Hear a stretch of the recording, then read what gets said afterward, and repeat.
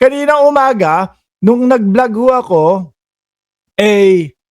pagkamatay, no?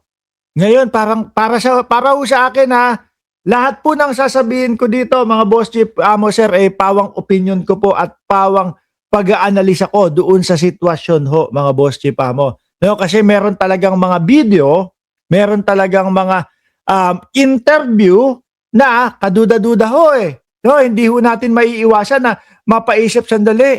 Totoo kayang patay na ba talaga or hindi? Or nagpakamatay or may pumatay, no? Parang tama, Mark, hindi si Yusek ang namatay. Sabi ni Senata Mark, inang tao ata, ibang tao yata, ayaw pa autopsy. Iyan yung mga iniisip natin, no? Kung bakit po naiisip natin na hindi naman yata.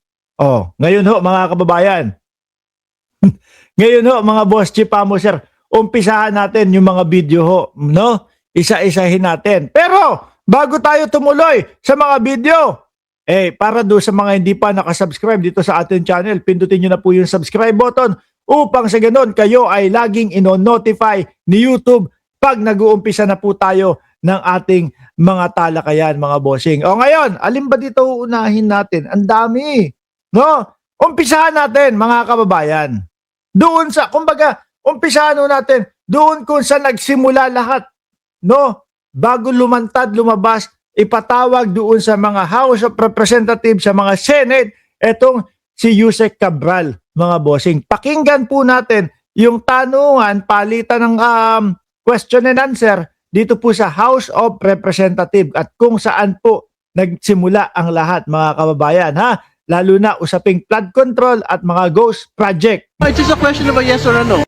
Ito, may music pala ito. Game. Naalala niyo na po ba, Undersecretary Cabral?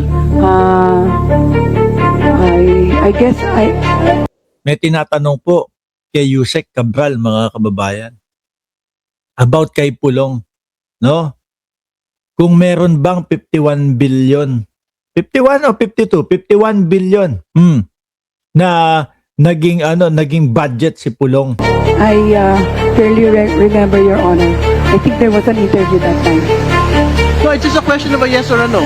Kailangan kong putol-putulin, mga bossing, Ang hindi makaintindi, pwede nang lumabas. Kailangan kong putol-putulin ho, mga bossing. Bakit? Merong music. Makaka-copyright tayo. You remember it or no? Because Yes, Your it's an Honor. actual quote. Okay. Yes, Your Honor. Yes, what? Parang hirap siyang sagutin, ano? Siyempre mga kababayan, hindi naman po ganun kaiksi ang memorya ng isang tao. Yung mga style po ng mga nasasalang diyan sa House of Representatives, yung biglang nagiging selective memory, biglang umiigsi yung kanilang mga memorya kapag kami mga natatanong na delikado at mayayari o malalagay sila sa alanganin pag sinagot nila ng diretsyo. Sabi ni Vanji, kalahati kasi kay Cabral napunta ang pera. Naku po. Yes. Yes, you remember or yes, you don't remember? Yan yung sinasabi kong mga malalaking transaksyon Wala pong nangyaring ganyan. Ganon kabilisan ang sagot diyan, ano? PWH confirms 51 billion allocation to Paulo Duterte's district in last 3 years of Rodi term. Don't remember No, I'm exactly. confronting you with the actual quote. So the only question there is, do you remember stating that quote or Do you remember? Ulitin ko Kailangan kong putol-putulin mga bossing. Music Maka-copyright tayo. you do not remember stating that quote? I remember, Your Honor. You remember stating that quote, and if you remember stating that quote, do you confirm the information in Tuloy. Grabe, pasensya na that quote? That you confirm those amounts na nabanggit, excuse me, let me finish, Kalahati kasi kay Cabral napunta ang pera, sabi ni Banji San. amounts na nabanggit ninyo noong 2020, 2021, 2022. base po sa NEP ng DPWH at yun pong GAA sa distritong ito. Therefore, the distrito po of Distrito Nino. Congressman Paulo Duterte ay tama po and we confirm those budget. Yes, Your Honor. Ngayon, ang tanong, mga kababayan, kung sakali, madami ho hindi ko isasarado, nagpakamatay yan, hindi ho tayo ganon, no?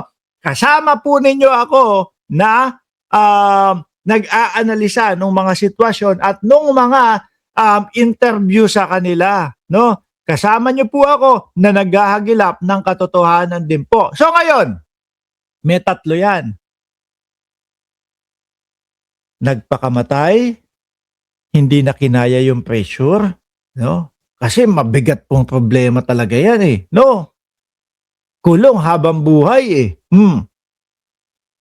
May nagpapatay kasi may mga nasasangkot pong mga malalaking tao. 'Di ba, Chaycher? Happy birthday, Chaycher. Oh. May mga nasasangkot na malalaking mga tao ho, mga kababayan.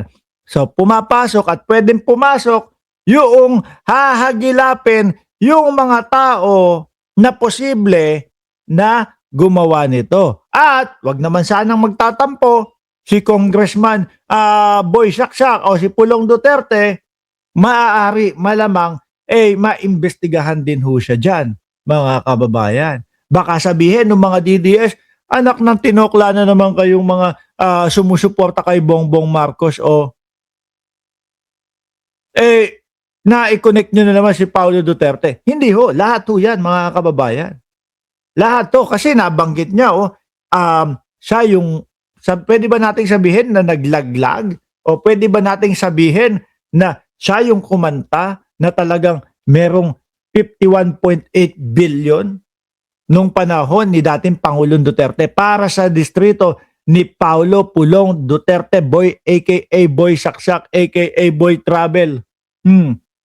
Di po ba? Ulitin natin ha. Hindi natin agad-agad pinagbibintangan si Paulo Duterte dito ho, mga bossing.